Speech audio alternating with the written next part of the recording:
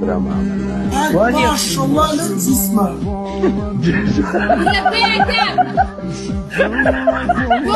يومي جديدة قال لك سكرتني خوتها لا والله كيف وش تعملي بيزاني كل قسم بخوا دصلات أجد دصلاتي أبي كل جوي أو أنا كفساد لما لبكم الجاية بلاوا كنوا كرت قد أو نبي شرف نبوة خانوادي كرت أو قد أو نبي أرزش نبوة إساوي بس البيت لشاشيك وخلق بيت آفتي خلق روته وبكات أفرد بأشكال ناونيشاني ديار بي رقم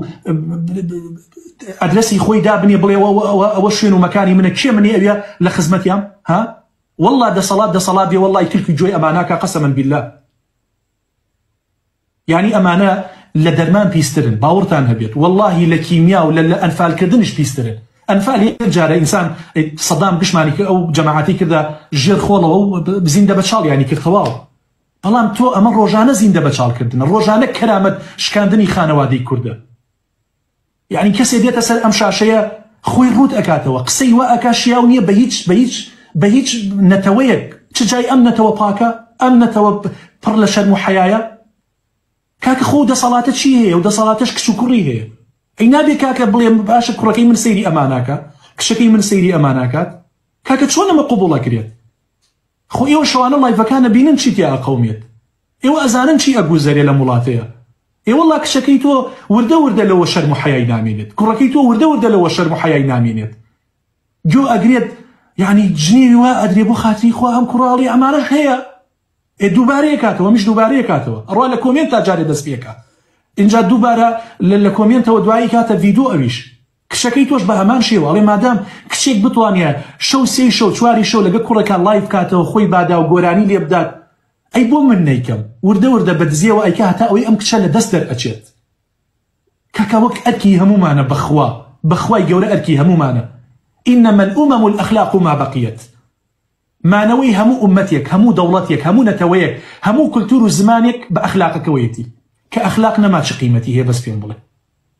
چ قیمەتی هەیە نشتیمان و خاک و ئاو چه ئەرزشێکی ئەمێنێت ئەم شارەکە ئەخلاقیتیانەما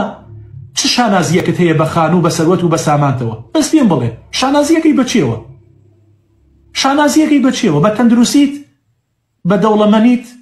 شانازیەکەی بەچێوە بەس پێم بڵێ بەی وەڵام من کەسایەتێکی جوانم هەیە ئەخلاق نەما وردە بێ ئەخلاقی وردە دێتە ناو خانەوادەکەی تۆشەوە کچەکەت کوڕەکەت لە دەست دەرەچێ کاکە گیان يعني گەنج دەسمایە خەریکە دەسمایەکەمان لێ ئەسەنەوە خەریکە ئیفلاسە هێنی گەنج بڕۆ ئیسا بڕۆ ئەو شەقامانە بڕۆ گشتی دانیشتووە بێ ئاگا خەریکی دووکەڵ خواردنە خەریکی مەشروب خواردنە بە دوای ئافرەتە ئەگەڕێت داوای ئەینوانی ئەموو ئەو ئەکات بڕۆ تا بەیانی خەڵک سەرخۆشە بێهۆشە وازی لە زەواج و دروستکردنی خێزان هێناوە قەسەمەن بیللا بڕۆ بەیانیان لە مزگەوت چییە چکان گەنجە بینیت ئەو مزگەوتی ئێمە 4 گەنج بۆ 5 گەنجی تایە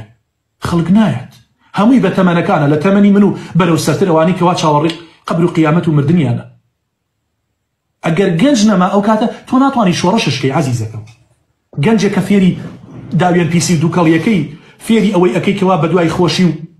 حەزەکانیەوە بێت بەدوای ئەوە بێت ڕۆژێ لە ڕۆژان پەنجەیەکی خوێنی لێنەیان ناتوانێت شەڕ بۆ وڵاتەشت بکات ئەو یەقینت هەبێت ناتوانێت بەرگەری لەم خاکەتیش بکات بەخوای گەورە بەمانە ناکرێت بەخوای گەورە بەم جیلە ناکرێت تێگەی نا بەخوا براکەم ئەوە عەقیدەی پێویستە ئەوە بیر و باوەڕی پێویستە ئەوە ئەخلاقی ڕەسەنی پێویستە ئەوە خەڵکی پاکداوێن و دەستپاک و ئەمینی پێویستە